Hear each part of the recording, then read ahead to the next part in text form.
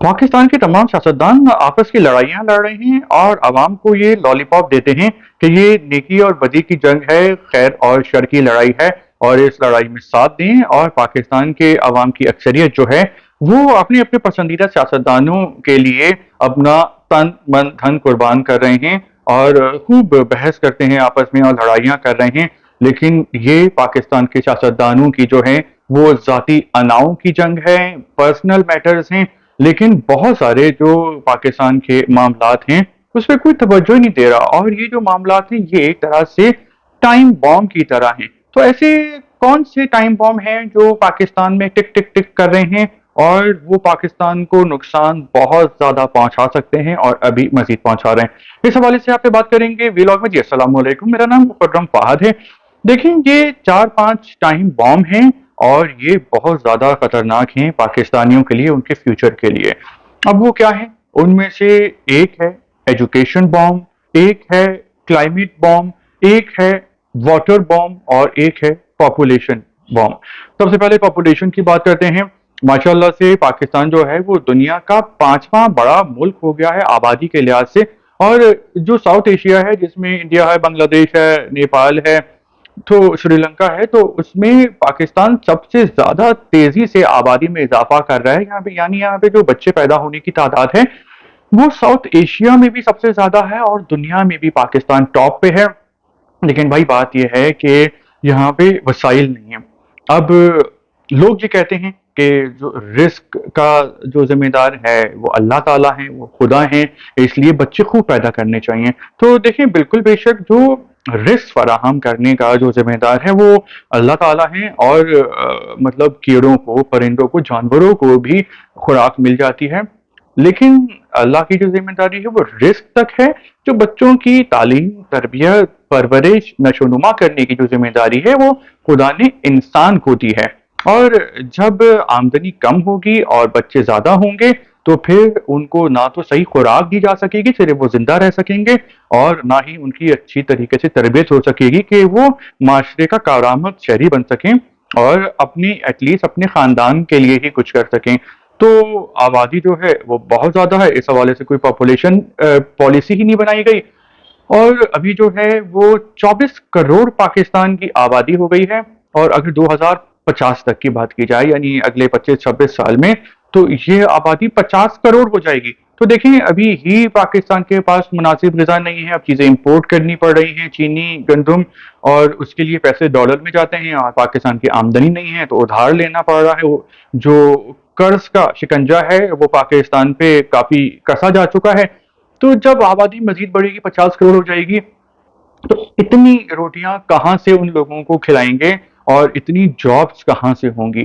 तो इस हवाले से सब लोग जो हैं सियासतदान, पाकिस्तान के पॉलिसी मेकर, वो सो रहे हैं और आगे का आवा ही बिगड़ा हुआ है। लेकिन ये टाइम बॉम्ब पॉपुलेशन का है, इसके अलावा जो एक बहुत बड़ा टाइम बॉम्ब है वो एजुकेशन बॉम्ब भी है। पाकिस्तान की 24 करोड़ आबादी में से जो 70% है वो पाकिस्तान की यूथ है। और जो यूथ में 3 करोड़ बच्चे हैं जिनको स्कूल जाना चाहिए, जिनकी उम्र जो है वो 15 साल से कम है, यानी 1, 2, 3, 4 साल से 15 साल के दरमियान के 3 करोड़ बच्चे हैं जिनको स्कूल जाना चाहिए और वो स्कूल से बाहर हैं क्योंकि उनके वालिदैन उनको तालीम नहीं दिला सकते। तो ये एक टाइम बॉम्ब है। ज़रा सोचें कि जब इन बच्चों को अच्छी खुराक नहीं मिलेगी, अच्छी तालीम और तरबियत नहीं मिलेगी, तो ये बड़े होकर क्या कारोबार करेंगे? ये बड़े होकर इनको कौन जॉब देगा अनपढ़ और जाहिल होने की वजह से? और इनमें से बहुत सारे लोग जो हैं वो भिखारी बन जाएंगे, क्रिमिनल बन जाएंगे। तो ये लोग माशरे के लिए कितना बड़ा खतरा साबित हो सकते हैं और हो रहे हैं। और जो बच्चे जा भी रहे हैं तो हमारे तालीमी निज़ाम इतना गया गुजरा है कि उनमें गिनती के ही चंद तालीमी इदारे हैं कि जो कि मुनासिब तालीम और तरबियत कर रहे हैं।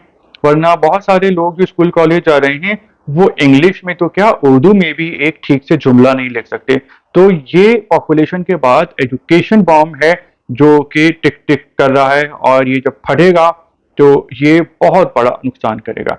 जो तीसरा जो है हमारा बॉम्ब, टाइम बॉम्ब, वो है वाटर बॉम्ब। पाकिस्तान में तेजी से जो पानी है वो कम होता जा रहा है। जो बारिशें होती हैं तो वो भी हम पानी जमा करने की अहलियत नहीं रखते क्योंकि हमारे पास डैम नहीं है। डैम पाकिस्तान ने बनाए ही नहीं हैं क्योंकि सूबों की आपस में लड़ाई है, सिंध की और केपी की, विफाक से, पंजाब से, तो उसका नुकसान पाकिस्तान को और पाकिस्तानियों को हो रहा है और आइंदा भी होगा क्योंकि जो पानी हम स्टोर कर सकते हैं बारिश का और ग्लेशियर्स का, तो वो ज़ाया हो जाता है, वो समंदर में चला जाता है और जो पानी के वसाइल दस्तयाब हैं तो वो तेज़ी से ख़त्म हो रहे हैं। माफ कीजिएगा। तो जो पानी है वो हर इंसान की बेसिक ज़रूरत है और जब पानी नहीं होगा तो लोग ज़िंदा कैसे रहेंगे? ये एक बहुत बड़ा सवाल है। तो एक और जो टाइम बॉम्ब है वो है क्लाइमेट बॉम्ब, कि जो पाकिस्तान दुनिया के उन 10 टॉप के मुल्कों में शामिल हो गया है जहाँ पे मौसम तेज़ी से बदल रहा है और वक़्त के साथ-साथ वहाँ पे रहना मुश्किल होता जा रहा है। इस साल हम देख रहे हैं कि पाकिस्तान में कितनी गर्मी है, लोग कितने परेशान हैं गर्मी से कि उसमें ज़िंदा रहना जो है, साँस लेना जो है वो मुश्किल हो गया है। बहुत सारे लोग इस गर्मी से मर गए हैं क्योंकि बहुत सारे लोगों को ये बात पता ही नहीं है कि गर्मी उनकी जान भी ले सकती है। लोग ये समझते हैं कि हम तो पैदा ही इस मुल्क में हुए हैं, गर्मी हमेशा से ही देख रहे हैं, तो ये गर्मी हमारा क्या बिगाड़ लेगी? लेकिन वही गर्मी इंसान के दिमाग पे असर करती है और बहुत सारे लोग इसमें मर गए हैं क्योंकि हर चीज़ की एक लिमिट होती है और गर्मी जो है वो बर्दाश्त से जो है वो ज़्यादा होती जा रही है।